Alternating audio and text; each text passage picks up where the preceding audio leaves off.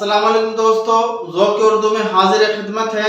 दोस्तों, आज हमारा सबक है सबसे बड़ा इस्लामी शायर। आइए इसके पहले हम मुश्किल अल्फाज की मानी जानने की कोशिश करते हैं।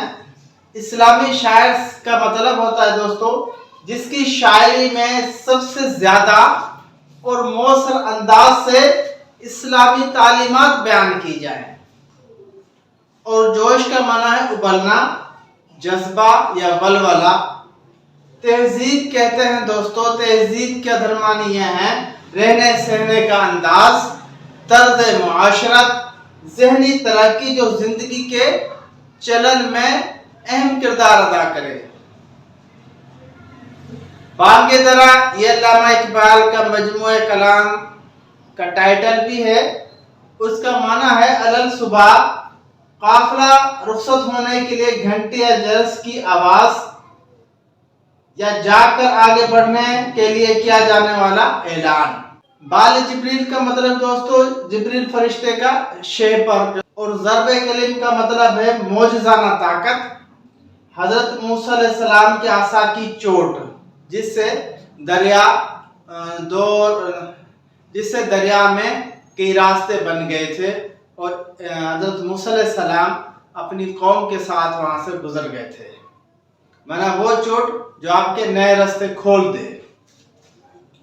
और मुग़ाल हिजाज का मतलब है हिजाज का तोहफा। हिजाज अरब का एक इलाका है। झिड़क देना, इसका मतलब है डांट डपट करना, सरजनिश करना, बुरा भला कहना।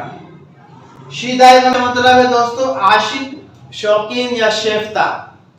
और अल्लामा का मतलब है निहायत आलिम, फाजिल, दानिशमंद, जो बहुत से उलूम पर महारत रखता हो, उसे हम कहते हैं ये अल्लामा है।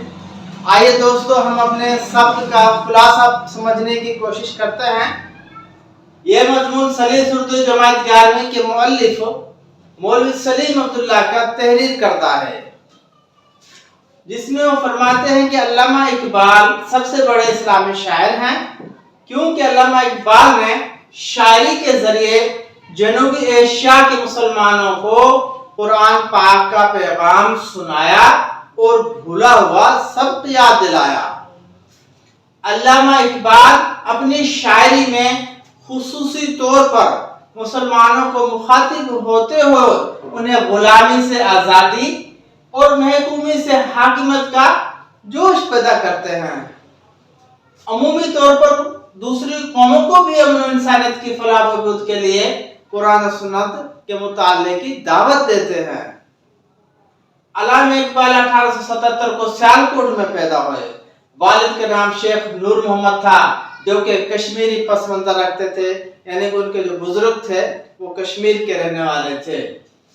इब्तदाई तालीम सियालकोट में हासिल की, फिर लाहौर आ गए और बाद अज़ां यूरोप चले गए। जर्मनी से पीएचडी और बरतानिया से बा8 लॉ की डिग्री हासिल की।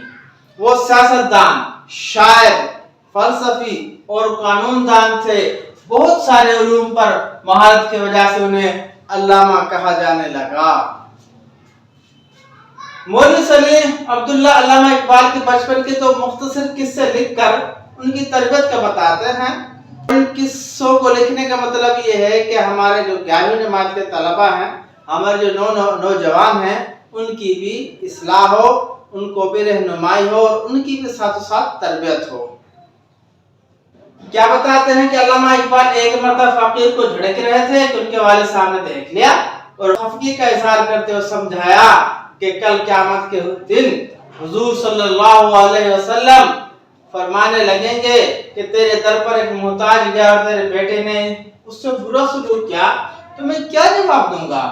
जिस पर अल्लामा इकबाल ने अपने वालिद से माफी मांगी और तौबा की।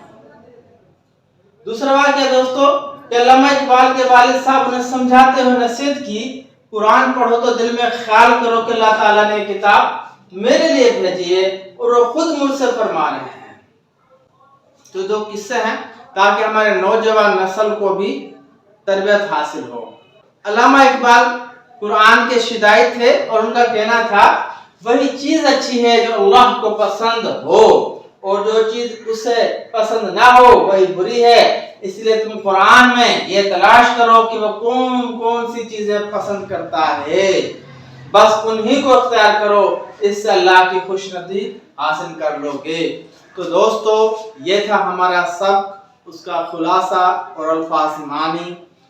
ये सब इंतहाई अहमियत का हामिल इसलिए भी है ताकि हमारे नौजवानों को कुरान का, अल्लामा इकबाल की शायरी में जो पैगाम है और वो मुसलमानों के लिए जो भूला हुआ सबक याद दिलाने की कोशिश करते हैं वो समझ में आए। दोस्तों अब हम अपने सब के सवाल जवाब देखते हैं। दोस्तों सवाल जवाब देखना इसलिए ज़रूरी होता है कि जो किताब वाले या जो हमारे माहिर निसाब हैं वो इस लेवल पर हमें क्या नॉलेज है जो याद कराना, जो समझाना, जो सिखाना चाहते हैं। तो आइए हम सीखते हैं। अब यहाँ पे सवाल नंबर पहला है, अल्लामा इकबाल को अल्लामा क्यों कहा जाता है? ये बहुत इंपॉर्टेंट सवाल है। बाज़ दफ़ा हमारे बच्चों को या बाज़ असातिज़ा इकराम को भी नहीं पता होता कि अल्लामा इकबाल को अल्लामा क्यों कहा जाता है। तो आइए आज सीखते हैं। अल्लामा के माना होते हैं बहुत बड़ा आलिम, यानी जो बहुत सारे उलूम पर दस्तरस रखता हो, महारत रखता हो, या जो बहुत सारे उलूम जानता हो। मोहम्मद इकबाल भी शायर, फलसफी, कानूनदान और सियासतदान थे। तो इसलिए अल्लामा इकबाल को अल्लामा कहा जाता है क्योंकि उसके पास भी बहुत सारे उलूम थे। सवाल नंबर दूसरा दोस्तों, अल्लामा इकबाल ने इस्लाम की क्या खिदमत की? तो इसका जवाब है, अल्लामा इकबाल शायर, फलसफी, कानूनदान और सियासतदान थे। उन्होंने अपनी तमाम तर सलाहियतें और काबिलियत इस्लाम की खिदमत के लिए वक्फ कर दी।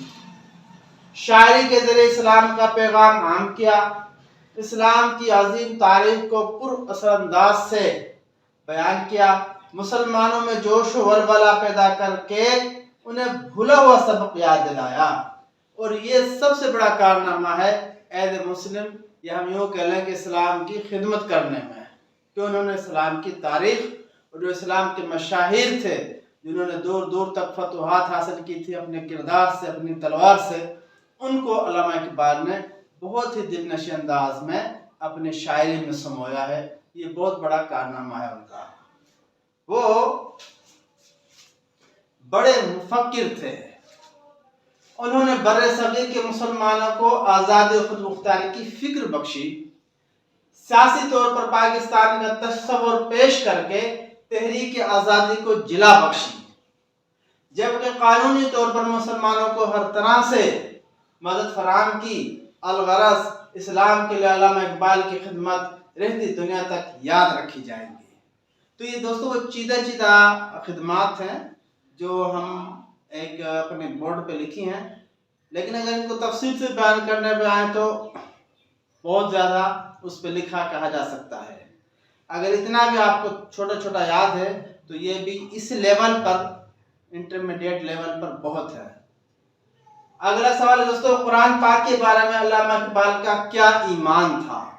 तो इसका जवाब है, अल्लामा इकबाल की शायरी में कुरानी तालीमात को बुनियादी हैसियत हासिल है। कुरान पाक के बारे में अपने वालिद साहब की वसीयत उनका ईमान बन गई।